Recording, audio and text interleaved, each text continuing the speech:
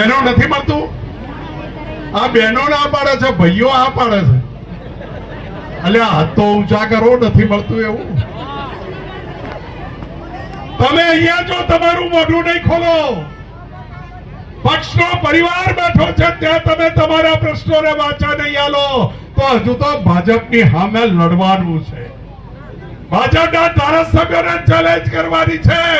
જેની બેન કરો કંઈક 4 મહિનામાં એવું કે જે ગામમાં નુકસાન થયું અને એ ગામમાં વળતર નામ બન્યું હોય તો ભાજપને ગામમાં પ્રવેશ બંધી બંધ કરી દો. ગામમાં આવવાનું બંધ કરી દો.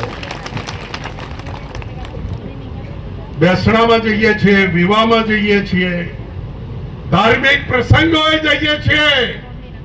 કોંગ્રેસ વાળો જ્યાં જાય ત્યાં જે પ્રજાને તકલીફ પડે છે ને વાચા આપે, બોલે, એ જાતનું કામ આપણે કરવું પડશે. નહીતર તો નક્કી કરીને બેઠા છો ચૂંટણી આવવા દો. રાજસ્થાન નજીક છે, અહીંથી કન્ટેનર ભરી લાલ લીલું પાણી ઉતારશે. ઉતારે છે કે નથી ઉતારતા? અને વાટ જોઈને બેઠા હોય છે કે પેટીઓ ચારે આવે. બહેનો તમે આ વખત ધોકા તૈયાર રાખજો ઘરમાં.